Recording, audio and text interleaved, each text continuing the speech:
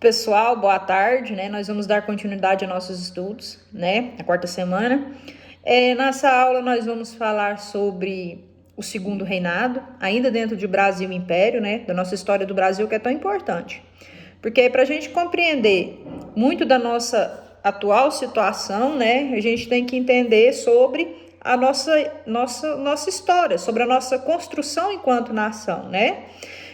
Nós vamos então aí falar do segundo reinado, o maior período que um governo teve no poder, né, que vai aí de 1840 até 1889, ou seja, 1840, quando nós temos o golpe, né, da maioridade do Dom Pedro II, né, na época com 14 anos e meio, se antecipa-se a coroação dele para que ele possa assumir, né, lembrando vocês para ele assumir, para poder conter ali muitas das revoltas internas que estavam acontecendo aqui, para não ter fragmentação do nosso território também, né? Para acalmar os ânimos também da nação.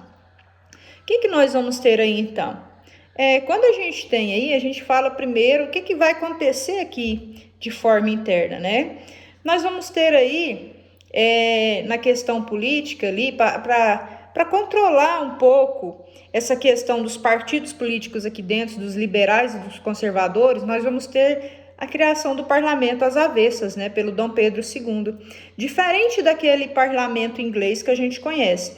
Lá o rei reina, mas não governa. Quem governa lá? O primeiro-ministro, né? Através de quem? Do parlamento, né? O poder ali está concentrado nesse parlamento.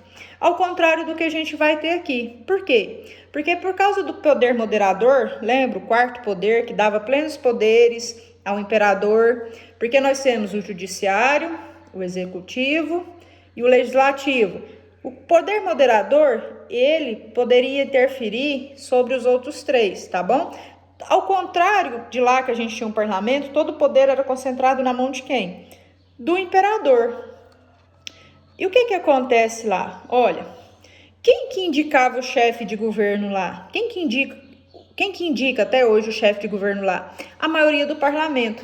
Aqui quem indica, nesse período, é o imperador. Lá quem que escolhia o ministério? Lá quem que escolhe o ministério? O primeiro-ministro. Aqui é o chamado presidente de conselho, mas quem que decide é quem? A figura do imperador. Todo o poder no parlamento inglês é concentrado na mão de quem? Do próprio parlamento. Aqui não, aqui através do poder moderador vai ser na mão do Dom Pedro II, tá? O que a gente também vai perceber nesse segundo reinado? Que vai ter poucas mudanças, né? A estrutura econômica vai continuar a mesma. O grande carro-chefe econômico desse período vai ser o quê? A produção do café, né? É aqui que surgem os barões do café, nesse período, para a gente compreender depois sobre o coronelismo. O que nós vamos ter? Uma economia latifundiária, ou seja, grandes proprietários de terra ainda, né? A monocultura, produção de um único produto para exportação, né? Então, a economia voltada para a exportação desse único produto, tá? E a utilização ainda da mão de obra escrava. Lógico que dentro desse segundo reinado, a gente vai perceber algumas mudanças com relação a isso aí.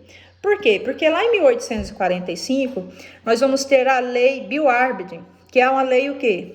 Inglesa, que proíbe o tráfico de escravos nos Atlânticos. Ou seja, qualquer embarcação que for encontrada com escravos será o quê? Aprisionada, né? Isso, de certa forma, cada vez mais vai refletir o quê? Aqui no Brasil. Por quê?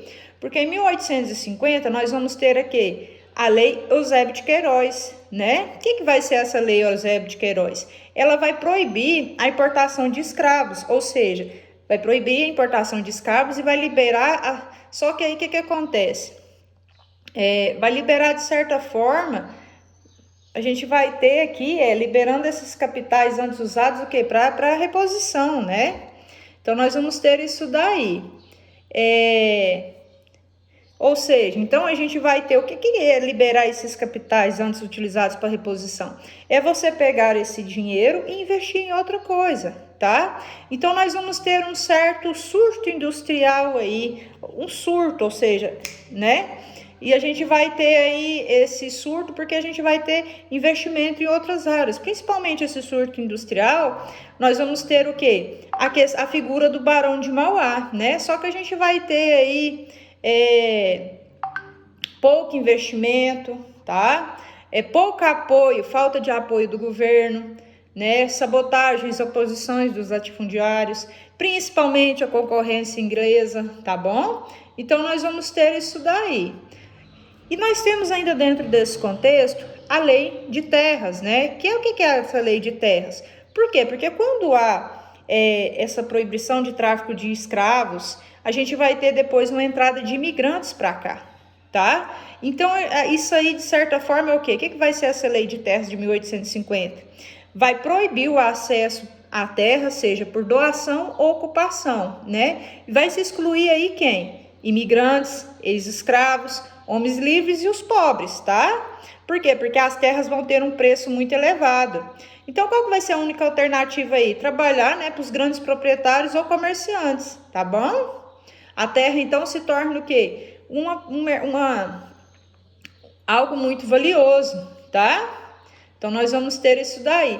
Dentro desse contexto também, nós vamos ter a Guerra do Paraguai, né? Nessa política externa, que vai ser uma oposição ao Solano Lopes, né? Que tinha uma política intervencionista ali. Nós vamos ter aí a formação da Tríplice Aliança com Brasil, Uruguai e Argentina se contrapondo ao Paraguai, tá? Nós vamos ter tudo isso aí. Qual que vai ser um dos principais motivos? Vai ser o aprisionamento, né, do navio brasileiro Marquês de Olinda, no Rio Paraná, tá?